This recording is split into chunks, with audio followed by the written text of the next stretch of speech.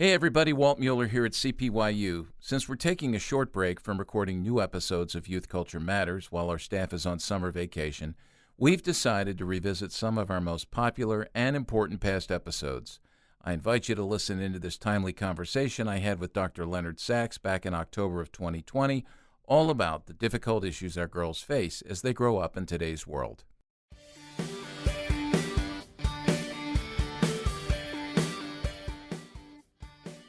Recent research tells us that about half of our 11 to 20-year-old girls regularly alter their photos to enhance their appearance online in order to find acceptance.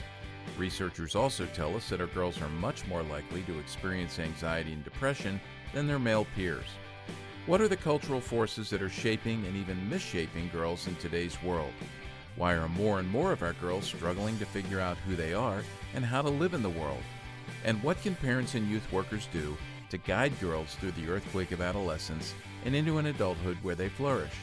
Stay tuned as we chat with physician, counselor, and author Dr. Leonard Sax about his new book, Girls on the Edge, on this episode of Youth Culture Matters.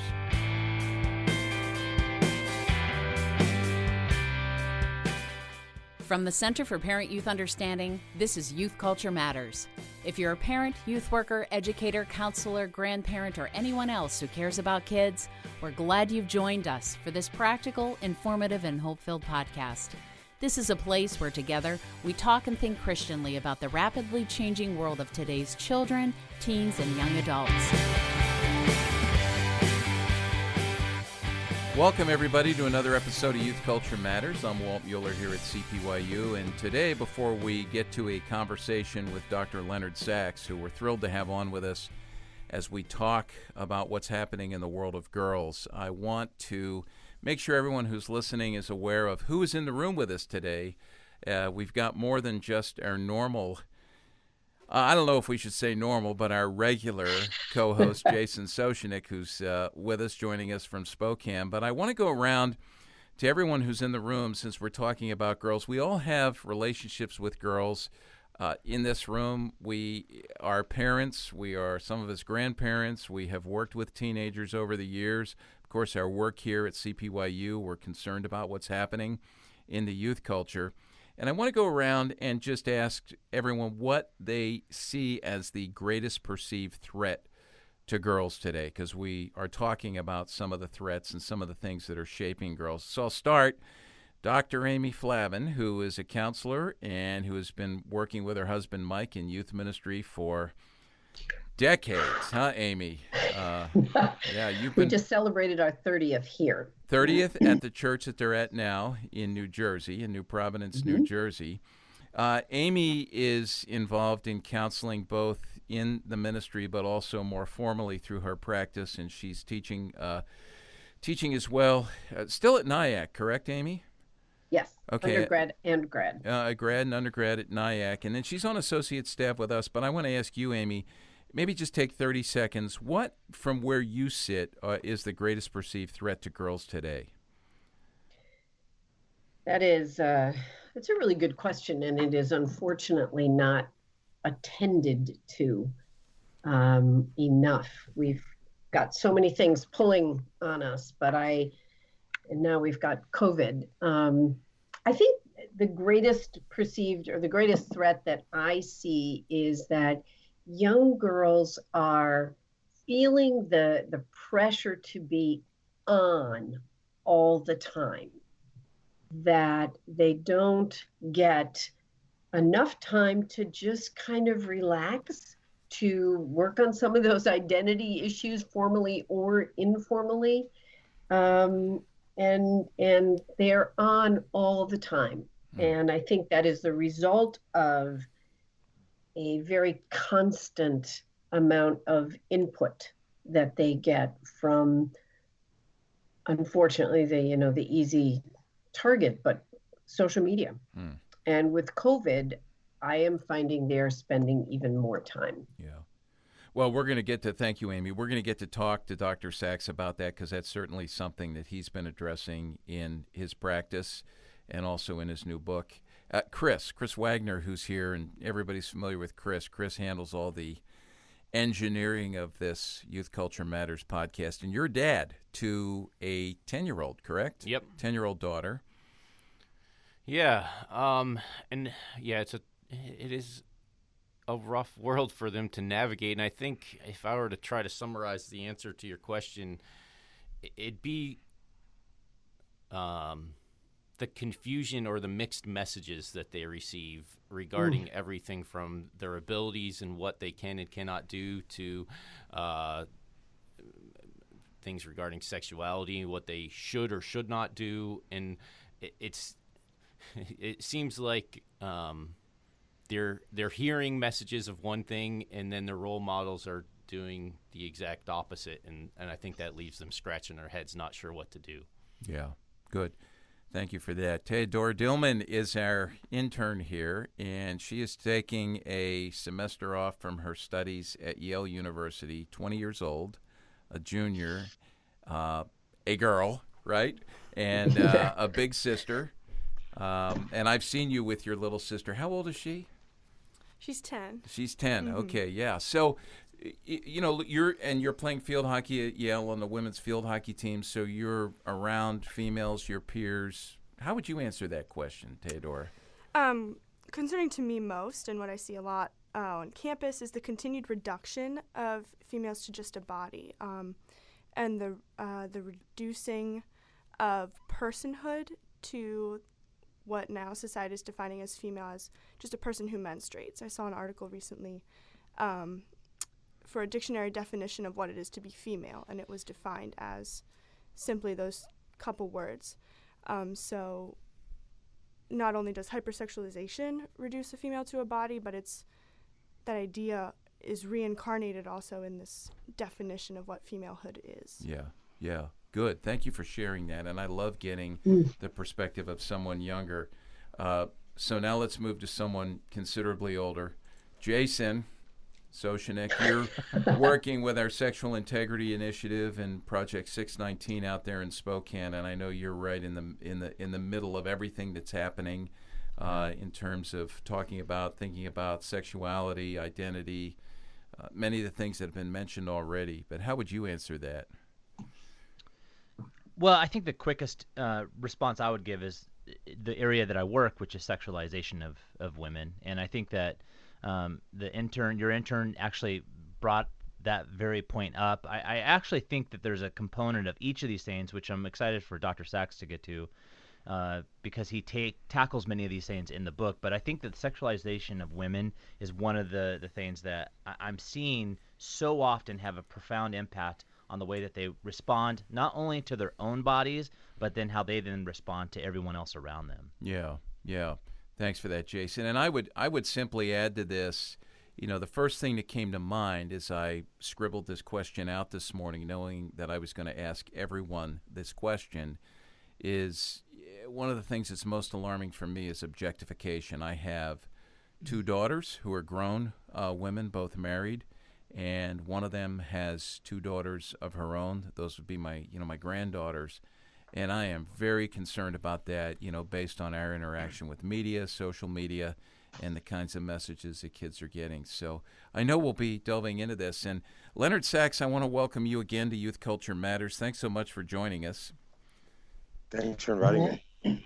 Yeah. I want to talk about your new book. You are an author. You're a medical doctor. You have a PhD, board-certified family physician, and a psychologist.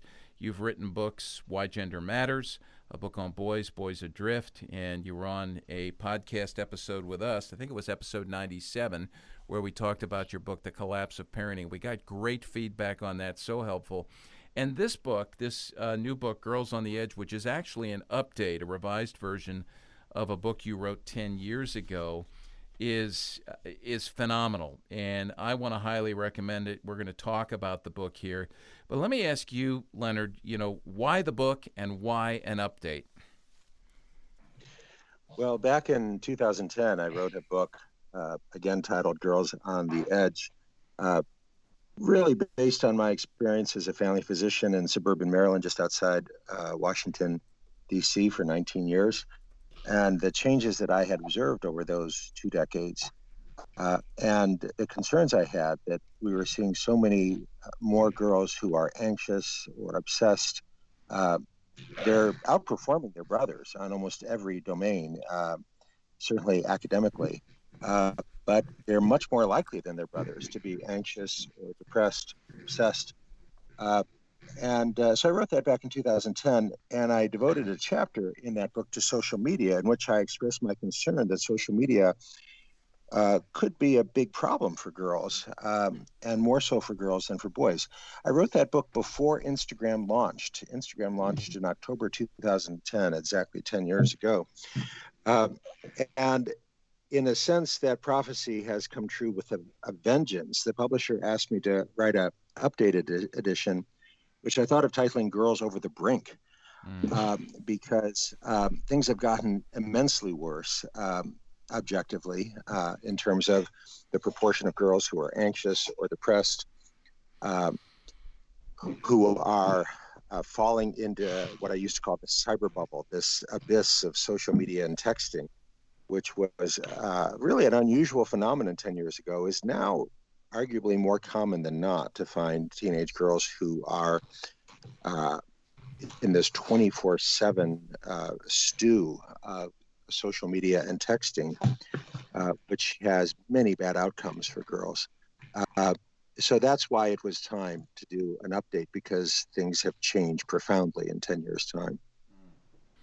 Well, why don't you mentioned a little bit about some of what's changed in terms of social media. Any other major changes you've seen that we need to be aware of that would be helpful for us to know as certainly parents, grandparents, youth workers, working with girls, trying to lead girls?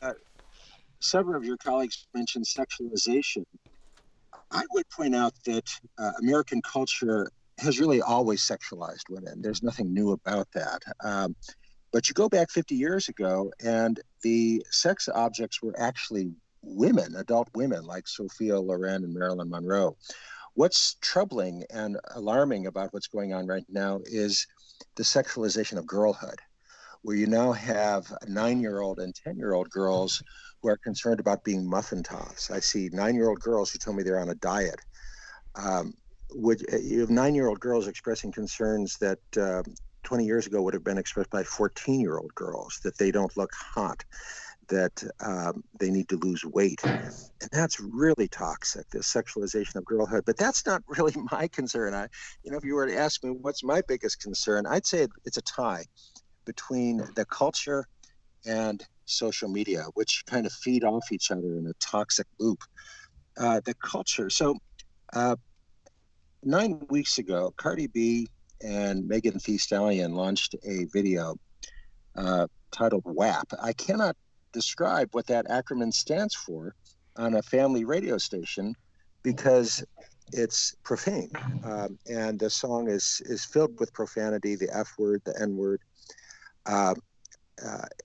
And it is devoted to vaginal lubrication. That's what the song is about. It's not about love or intimacy or relationship. Those words never occur, nor do any words like that occur.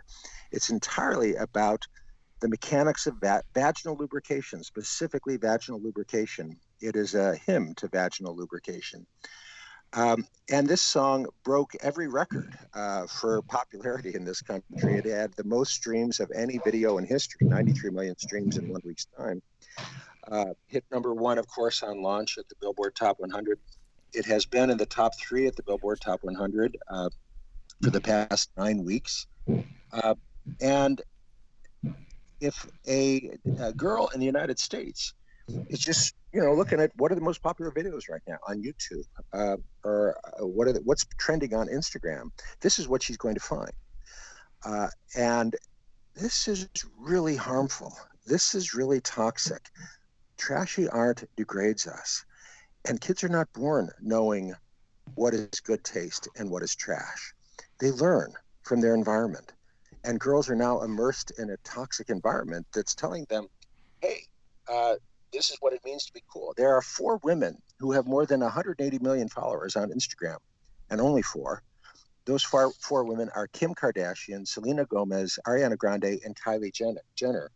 All of whom, Kylie Jenner incidentally appears and has a role in this video I mentioned, WAP, W-A-P. All four of these women regularly pose semi-clothed in bodysuits or lingerie, pouting lips, back arched. And many American teenage girls are like, yuck, if that's what it means to be female, I want no part of it. There has been a 40-fold increase over 10 years in the proportion of teenage girls who say, I'm not a girl, I'm a boy. And there's a number of factors driving this transgender moment. But one part of it, I believe, is this immensely toxic culture and girls saying, that's not me. I don't want to play that game. You know, what's been interesting and alarming to me, and we've tracked with that song, and, you know, as soon as it broke, and you're right, it broke all kinds of records. I mean, that is indicative of what we think is normal in this culture right now. But the outcry has been extremely limited, has only come from, you know, maybe some small corners of the culture, which is indicative of change in our culture as well.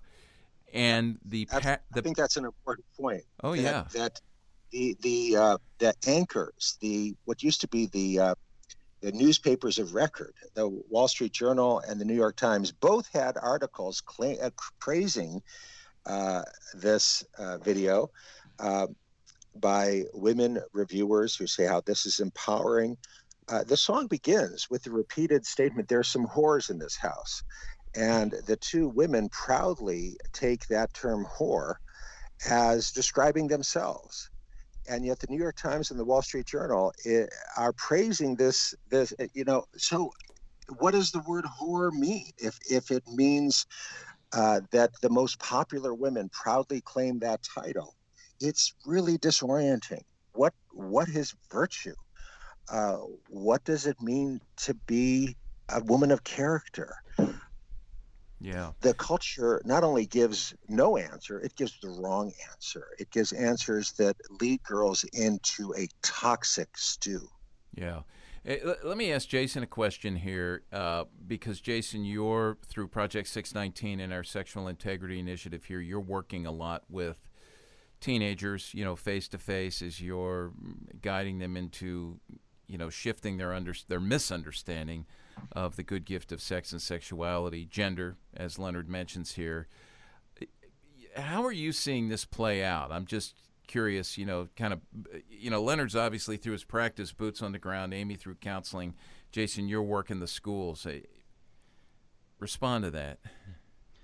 Well, I mean, I think that I resonate with everything that Leonard is saying, because it's being played out day in and day out when we're in the schools. Right now, we're doing a lot of face-to-face through Zoom and other tools. But one of the things I would say is that the dynamic of what impact social media and other areas are having on women specifically is there is a hypersexualization, and even going back to what Leonard was talking about, the dynamic of there's a shift that's happening where every so often I might hear a female speak about being lesbian, or up until maybe even 2 years ago, I'd hear them talk about bisexuality, that they were bisexual. It was a very common thing among middle schoolers. And I would turn this back over to Leonard, because what I would like to know through the research that he's looking at is there now even a shift moving from lesbian, bisexual to then women now talking about being transgender, especially in the age that we're in with regards to talking about pronouns. What is your preferred pronoun? I just see this playing out in a whole nother way than maybe it has in the last 5 years. Is that something that you're seeing? Well, sure. And, 10 years ago, lesbian was the big thing, but not anymore. And what we're finding, again, one of the weird effects of transgender activism has been a hardening of gender stereotypes. So, my daughter, her big dream, she's 14 years old, her dream is to attend the United States Air Force Academy and to fly for the United States Air Force. And that's great. And I support that 100%. But today, if a teenage girl says that her dream is to fly combat aircraft, it is now common for people to say, oh, that's great. Are you transitioning? Are you a boy? What are your preferred pronouns? Look, there's more than one way to be a girl.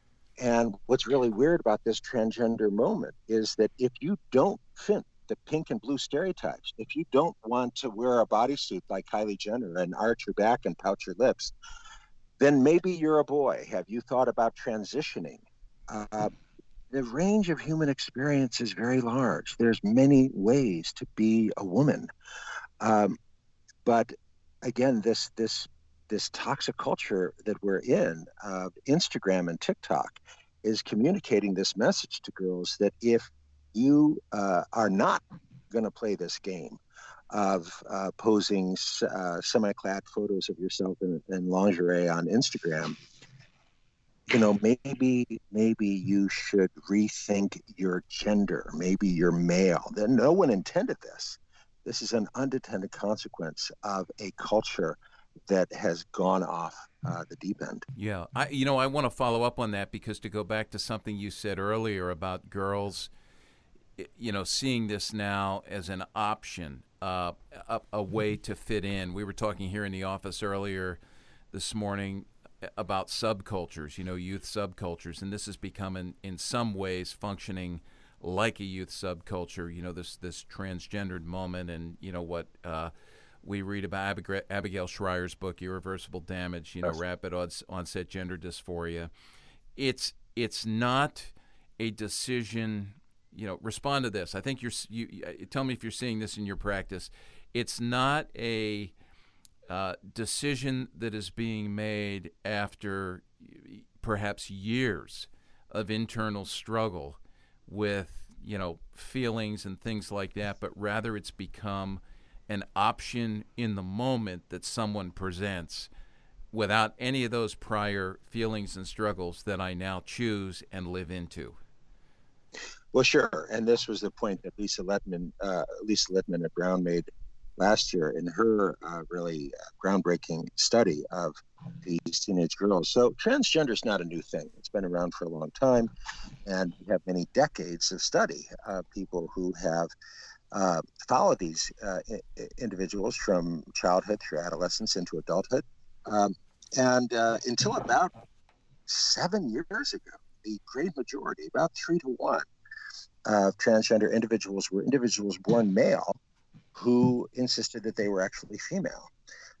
Very often these individuals at 4 years of age, they'll have photos of themselves as 4-year-old boys dressing up in tutus and wanting to be ballerinas. So really a lifelong issue beginning in early childhood of these individuals born male who insist that they are female. That was the great majority of the transgender experience from really the beginning of research on this topic in the 1950s, right through about 2013. And then really, primarily in the last 5 years, things flipped completely.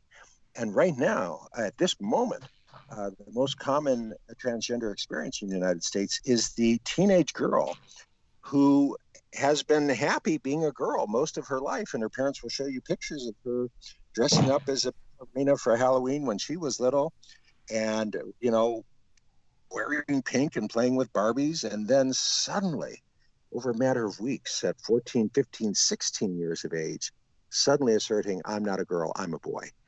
And Lisa Littman at Brown, the first to document this experience in hundreds of encounters, coined the phrase rapid onset dysphoria to alert us that this is something really new and different. This is not something that has a long history. This is a new phenomenon, really without precedent in the scholarly literature. And it's suddenly become common. I was in suburban Maryland for 19 years. I never encountered such an individual.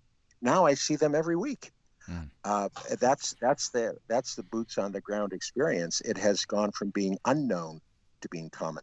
Yeah. But I want to stress that's okay. This is not a talk about transgender. This is a talk about girls. Yeah. Most girls, certainly more than 90% of girls, are not having that experience, but it affects them. When you go to school And the principal says, you all know Emily? You're not to call Emily anymore. Emily no longer exists. Emily is now Justin. And if you address this individual as Emily, you will be subject to discipline referral. Emily is now Justin. Justin's preferred pronouns are he and his. And Justin will be using the boys' bathroom because Justin is a boy. Every kid at school is affected by that. Even if that individual has no gender dysphoria themselves, they are now being taught by the authorities, by the principal, by the teachers, that gender isn't real, that gender is just whatever you want it to be, that there's no underlying reality there. Adolescence is confusing enough. The task of the adolescent is to figure out, who am I? Who do I want to be? And whether you're a woman or a man is pretty fundamental. And the principal, the counselors, the teachers are now pulling the rug out from underneath every kid's feet by saying that foundation is open to question. We want you to think, are you really your assigned gender, the gender that you were assigned at birth? Maybe that's not a good fit for you. Maybe you would be happier choosing a different gender or going non-binary. Questions that kids never encountered 10 years ago. Every kid at that school is now encountering, and it is making the confused time of adolescence much more confusing. The grown-ups are doing harm. Yeah, we need to take a break. We're talking to Dr. Leonard Sax about his book, Girls on the Edge. By the way, I'll mention on the cover of the book, Caitlin Flanagan, in an article in The Atlantic, says it is the best book about the current state of girls and young women in America. So stick with us. We'll be right back and continue our conversation.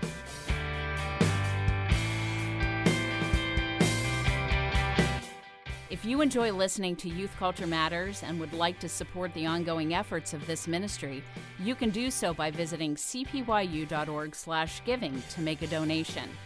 Your prayers and financial support make this podcast possible.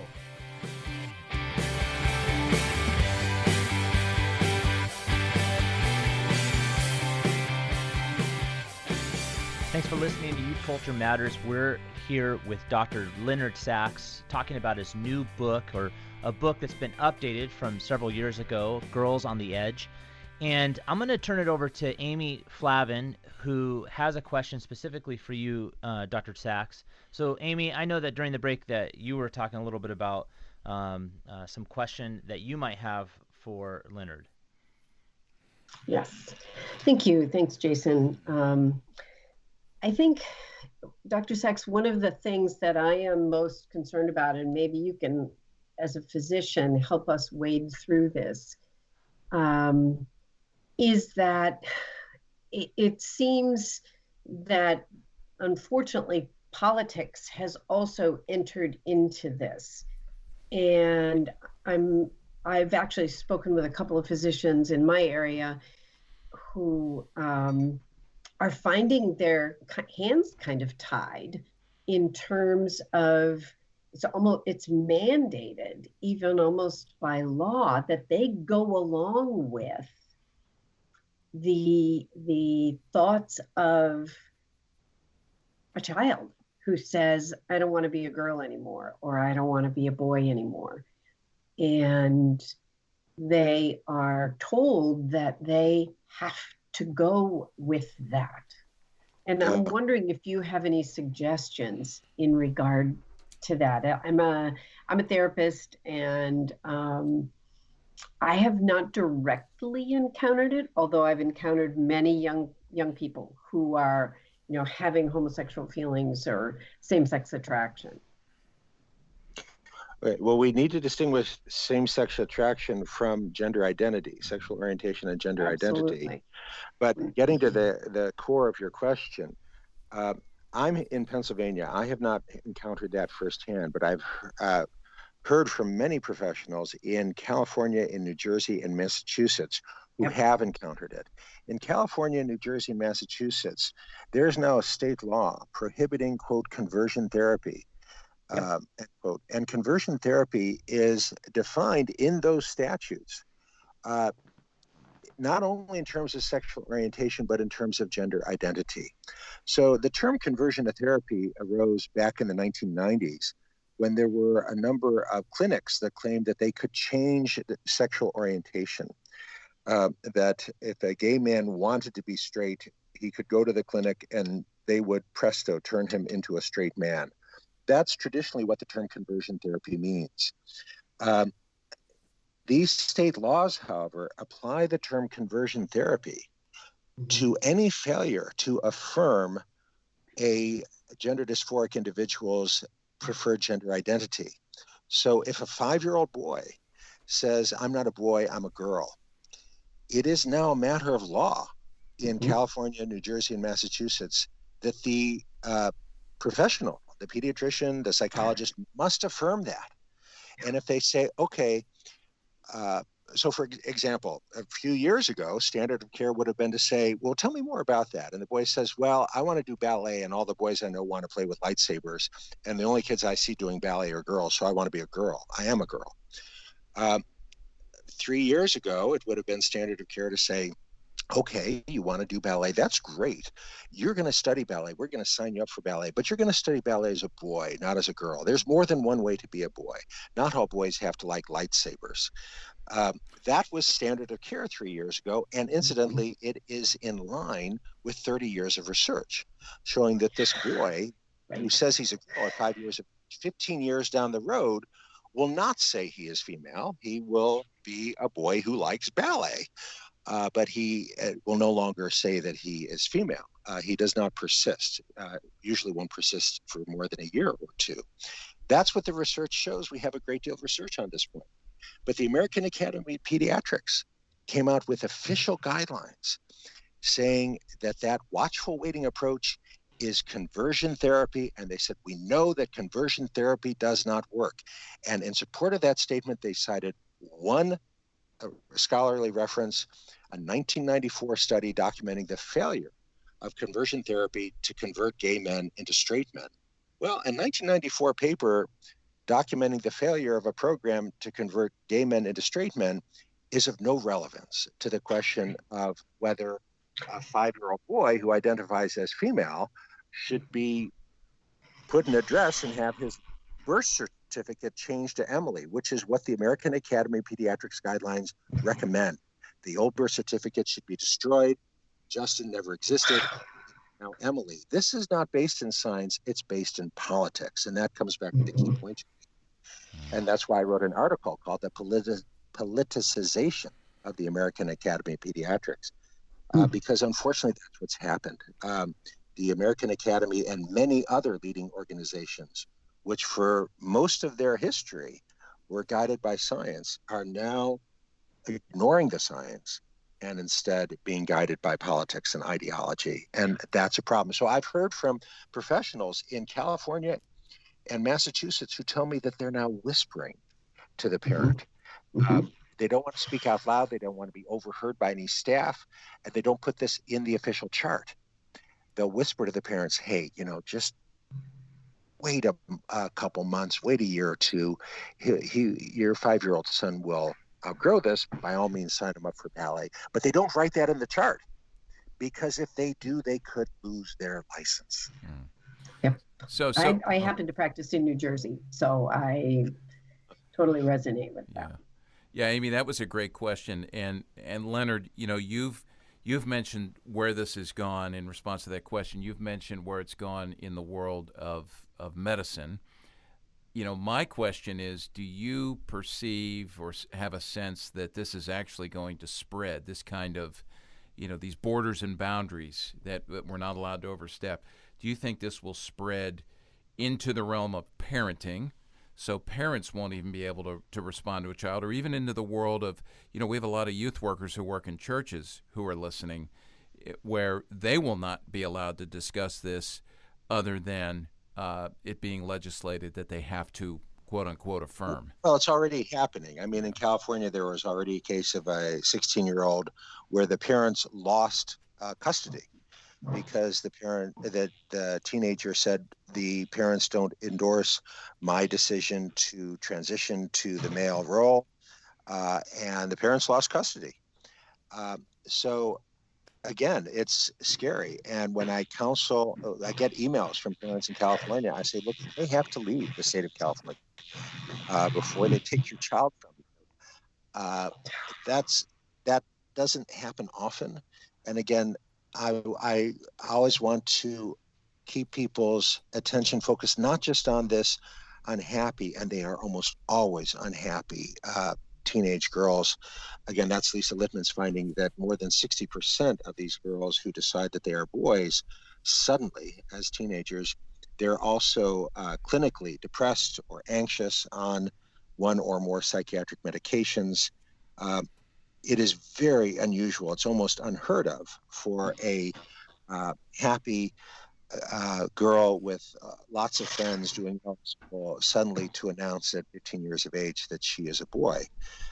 The great majority of girls who are experiencing rapid onset gender dysphoria have underlying psychiatric issues.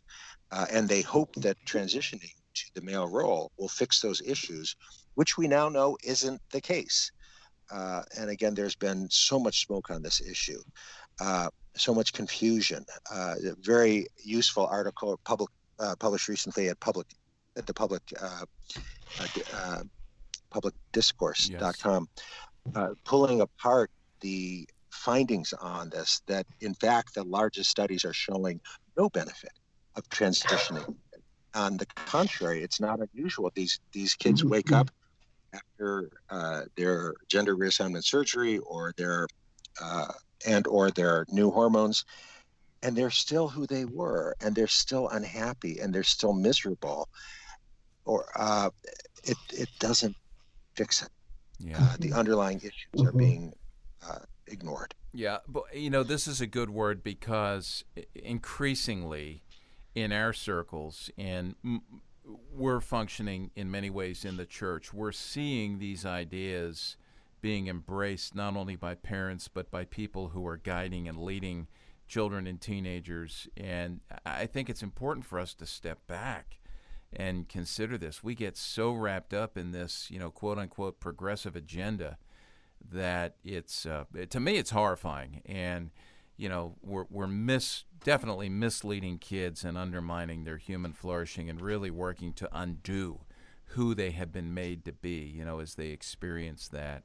So it's a tough moment for parents, because suppose you're a parent who doesn't have an advanced degree, and now your 15-year-old daughter is saying she's a boy, and the pediatrician is saying, well, the American Academy endorses this, and yes, it's your job now to help her transition to that role.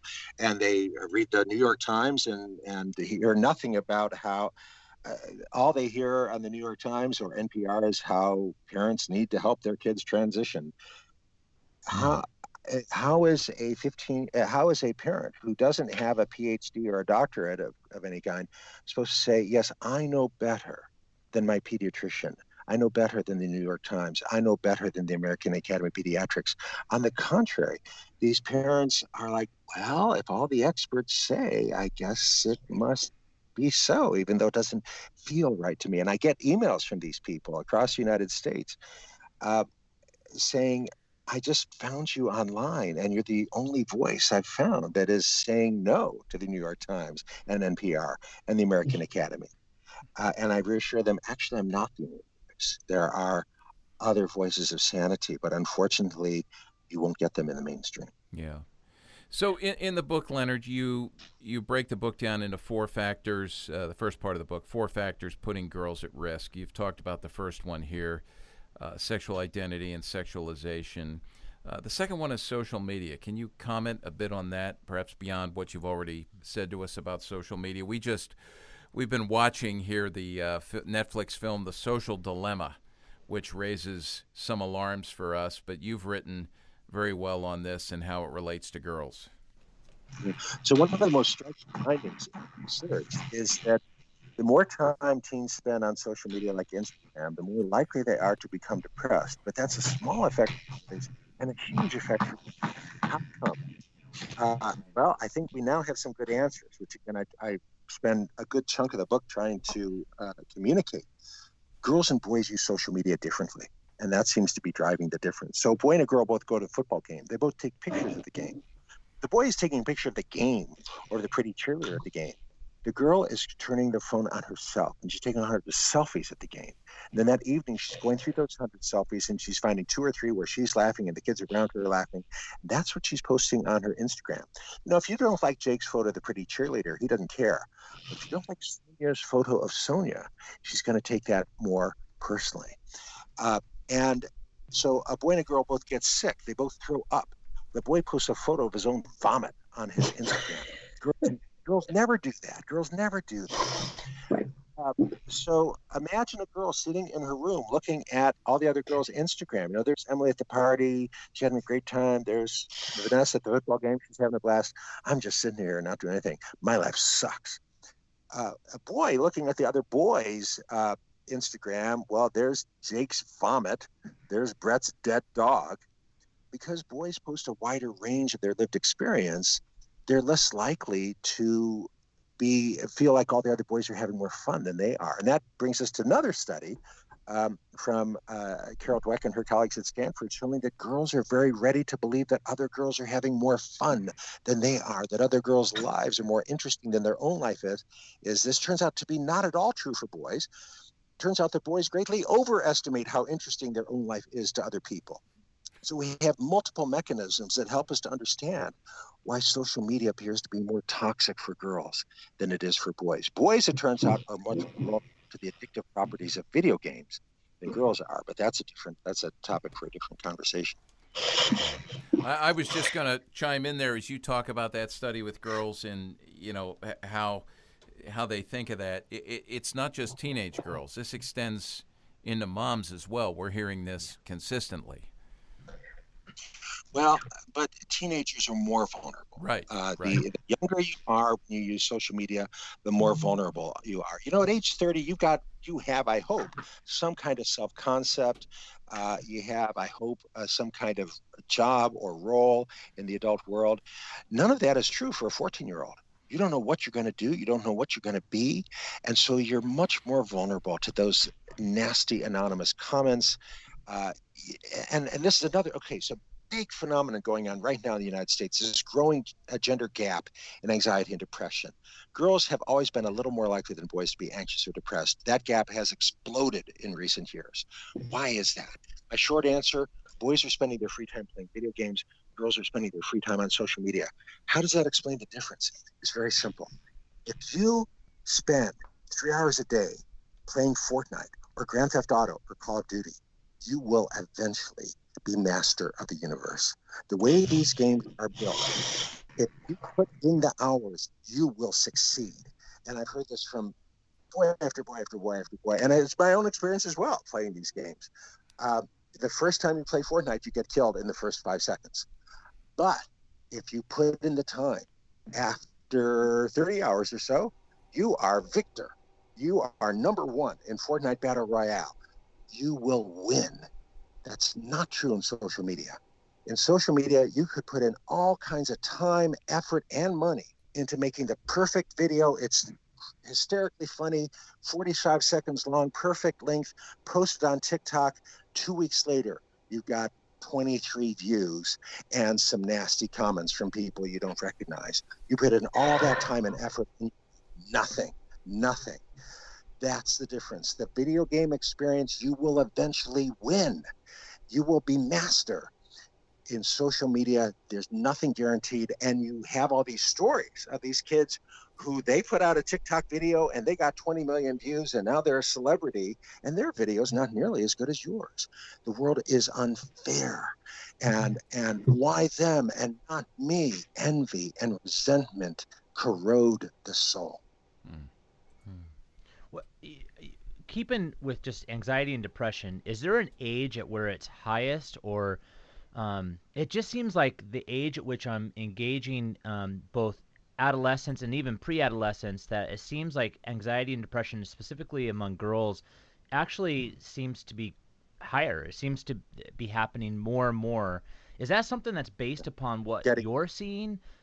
Yeah, it's getting younger. And again, we've got pretty good numbers on this, that we're now seeing So it has always been the case, as far back as we have documentation, that among prepubescent individuals, not much of a gender gap. As soon as puberty hits, girls, we begin to see that rise in anxiety and depression among girls. And again, that's a fundamental difference in the effect of puberty. The older boys get, the more happy they describe themselves with their bodies between ages 12 and age 18. As girls do, same age group, the 18-year-old young woman is much less happy with her body than the 12-year-old girl was. So puberty has very different effects on girls and boys. It tends to boost self-concept in boys, tends to undermine self-concept in girls. And the age of onset of puberty is getting younger and younger for girls. Throughout the 20th century, age of onset of puberty got younger for both boys and girls from 1900 through about 1980. Since 1980, there has been no significant change in the age of onset for boys for puberty, but it's continued to get younger and younger for girls. More than half of American girls now begin the process of puberty prior to their 10th birthday. And that I devote a chapter of my book on Edge to why that's happening and what you can do about it. And it's not good news. The earlier the onset of puberty, the greater the risk of anxiety and depression for that girl in adolescence. This is so good. We're going to take a break, and when we come back, we'll continue our conversation with Dr. Leonard Sax.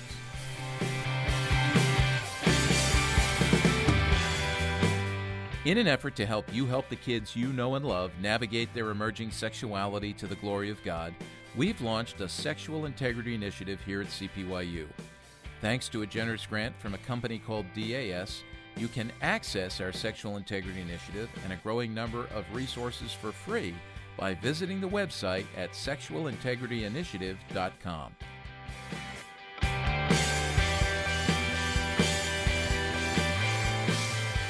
This has been a great conversation with Dr. Leonard Sax about his book, Girls on the Edge.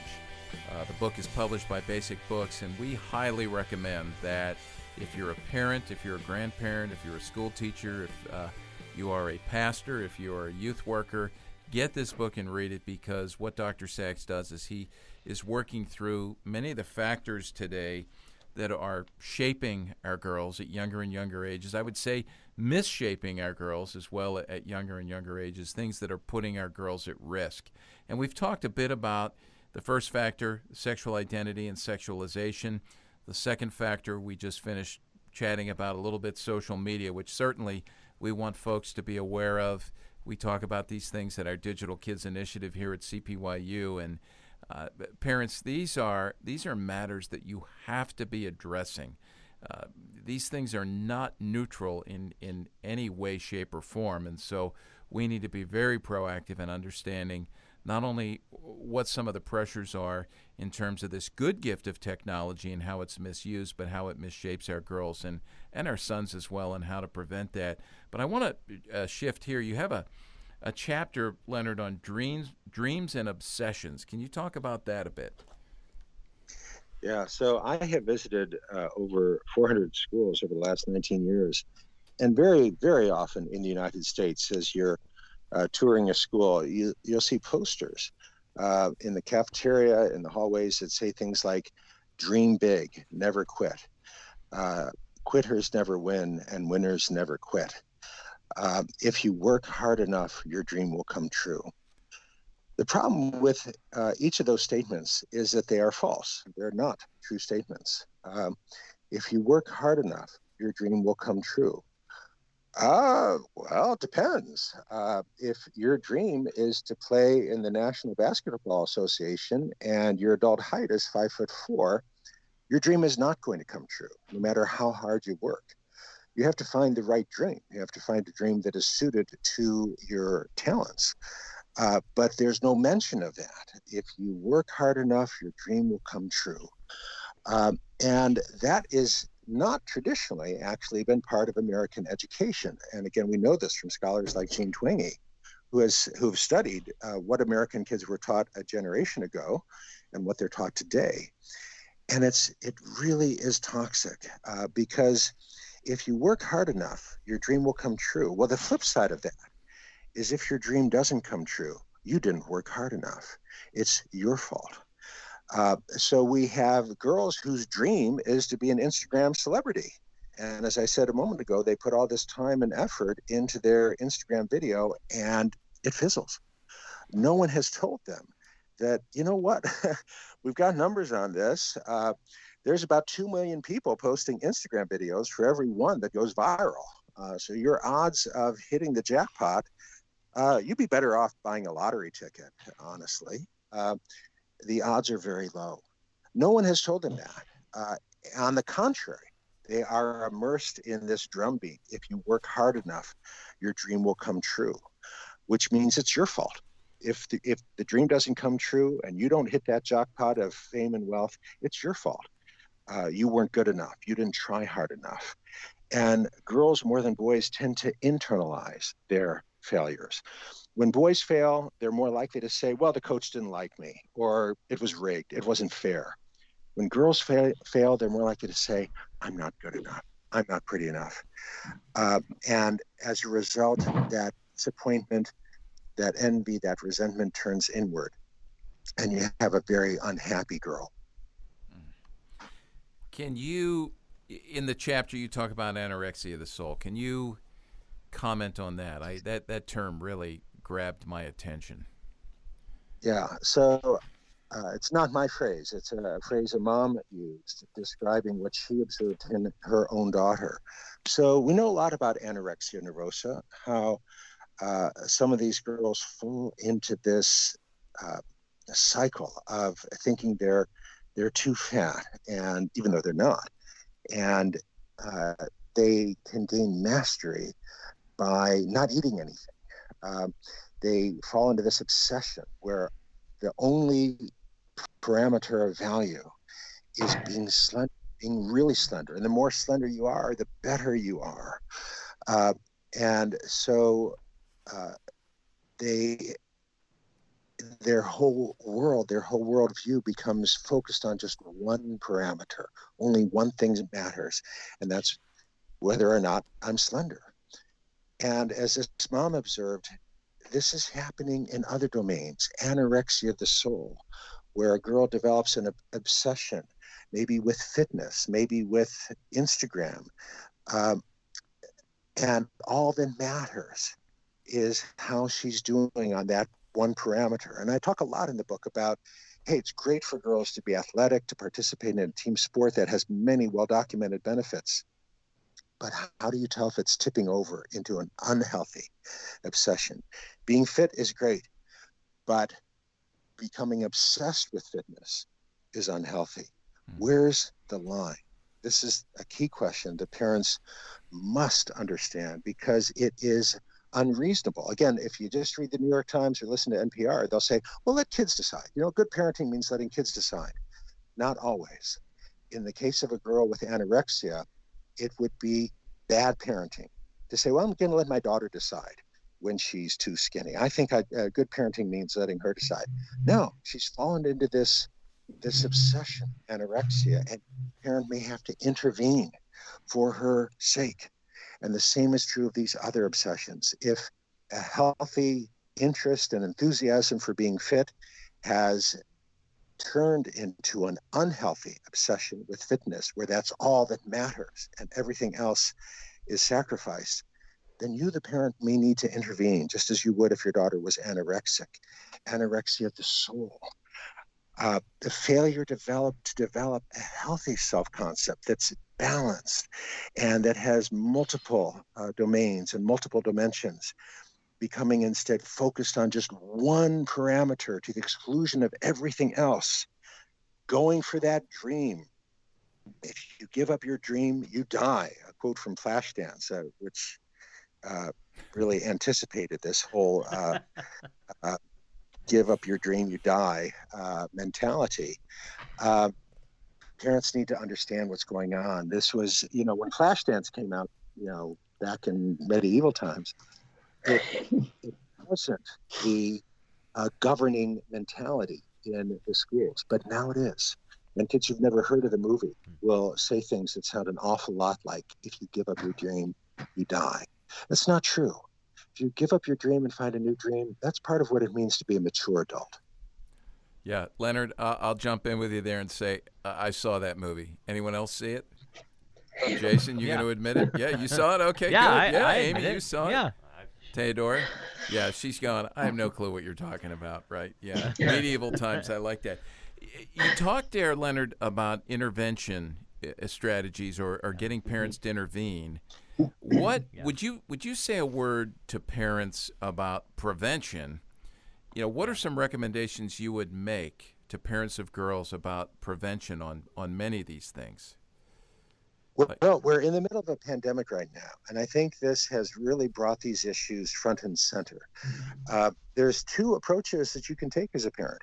One is to say, hey, my daughter is cut off from a lot of her usual activities. I'm just going to let her go in her bedroom, close the door, and spend as many hours a day as she wants on social media. Okay, wrong. That's clearly the wrong approach, and we know this. Another approach during the pandemic is to say, hey, my daughter's cut off from a lot of her friends. This is a great opportunity to strengthen family bonds. There is no governor who has said parents can't go for a hike with their kids. You can. Take advantage of this time to strengthen bonds between parent and child. Jean Twenge, the scholar on this topic, who I respect more than any other, just published an article in the past week sharing the results of her study of more than 1,500 teens across the United States, finding very clearly that kids who have strong bonds with parents, who spend their free time hanging with their parents, are flourishing. They're doing well. Kids who do not have strong bonds with their parents and are instead spending their free time on social media, looking at what other teens are doing very poorly. So take advantage of this opportunity to turn off the screen and spend more time with your teen. Good advice. Let's jump to. Did you have a question, Jason? Were you going to jump? Well, I think we've kind of hit upon some of them, but I would just turn the attention from parent to youth worker. What would you say for a youth worker that's listening to this to come alongside? So a youth pastor that's hearing a lot of what you're sharing and how they can either come alongside the parent or come alongside the adolescent girl in the midst of some of the many things that you're sharing. I love it. And indeed, I devote the final chapter of my book, Girls on the Edge, to answering that question. I've led many workshops for youth pastors over the years. I have a workshop called The Maiden King, sharing again the research. We don't have to guess. We know what is most effective. What is most effective is to create strong bonds across generations, girls with women, boys with men.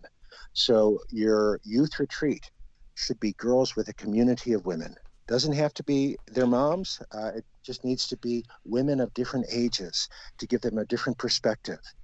And yet, unfortunately, many churches are not getting that message. Instead, they're sponsoring pizza night with ninth grade girls and boys together. That's not what they need. They need to have strong bonds across generations, and that's the fundamental point that I'm sharing with youth pastors.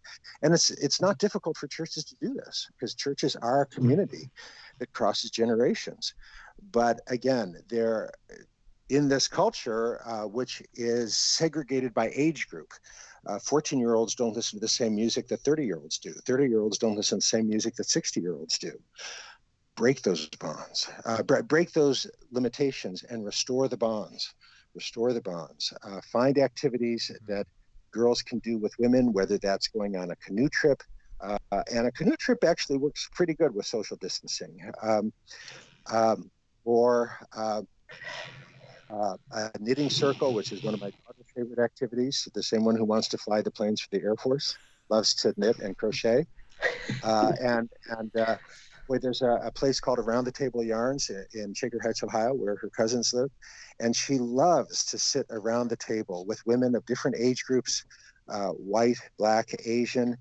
She just gets, my teenage daughter gets a huge thrill out of that. Teens want to connect with grownups. And that's, as youth pastors, create opportunities for girls to connect with women in structured activities, for boys to connect with men in structured activities, and drop the activities where teenage girls and boys are hanging out together. That's not what they need from the church. They can do that on their own. Yeah. You know what? I'm just going to affirm what you're saying there. And this has been something I've been chipping away at for so long, because in the church, we've bought into this marketing, sense of things, and we've separated, we've segregated the generations, and we think we're doing everyone a favor, and really, we are undermining. I love, to talk about human flourishing. We're undermining human flourishing by breaking up the relationships that we've been made for, and that's what you're talking about here. I love that. The knitting thing, I don't know. I want to fly an airplane, but I'm not sure about whether I want to crochet or knit, but that's all right. That's great. She's doing that. And by the way, that chapter you referred to, which is the last chapter in the book, is just simply titled Spirit. And I love how you, right at the beginning, you list a scripture verse, Mark 8:36, what good is it for someone to gain the whole world yet forfeit their soul, which really is a statement that was made that speaks to everything you've written in the book up till then. And it's just a great way to reboot our understanding and recalibrate the way we think about things. Would you just mention very quickly, because I know we're running out of time, that last chapter, not chapter 7, but the chapter on factors putting girls at risk, specifically the environmental toxins, because we do wonder, something, by the way, something you said in there, and you alluded to this before, but even at the earliest stage of puberty, that even in the medical community right now, for a girl to start to develop breasts at the age of 7 is within the normal range. That just shows how this has changed. Well, and it is an abdication of responsibility by the medical community. So over the last 30 years, doctors have noticed, and pediatric endocrinologists have noticed, that girls are beginning puberty at younger and younger ages. And so the Professional Association of Pediatric Endocrinologists in the United States devoted their conference to this. What do? We got all these 7 and 8-year-old girls in the office who have to wear a bra because they are developing adult breasts, and what should our response be? I mean, they could have made many good responses. They could have called for more research to understand why this is happening. What are the toxins in the environment driving this unhealthy development? But they didn't. Instead, they just moved the goalpost. They said, okay, we're just going to change the definition. Onset of puberty at age 7 is no longer abnormal. It's now normal. So we're just now going to reassure their parents there's nothing wrong. Your girl has breasts at 7 and menstruating at 9. We're going to consider that within the normal range. And that, as I said, was an abdication of responsibility by pediatricians who should have known better. But the good news is you can fix it. You don't have to move to the jungle. The measures are very simple. The researchers have told us where these things are coming from, where these toxins are coming from. And many parents just don't know. So you give your daughter a plastic bottle with bottled water. You think, oh, very healthy, bottled water. No, unfortunately not. That bottle is made of polyethylene terephthalate. We now know that polyethylene terephthalate leaches antimony and diethyl phthalate into the water. Those substances act like female hormones. So you're giving your daughter bottled water in a clear plastic bottle. You're giving her female hormones. That's 6, 7, 8, 9 years of age. You're driving this early onset puberty. What happens when you give boys substances that act like female hormones? Well, you screw a lot of things up and you lower male hormone levels. And indeed, the male hormone levels of an 18-year-old young man today are about half what they were 60 years ago. And that has a problem because boys rely on testosterone for drive and motivation. Girls do not. So these environmental toxins have very different effects in girls than they have in boys. In girls, they drive the earlier onset of puberty, which in turn contributes to the rise in anxiety and depression.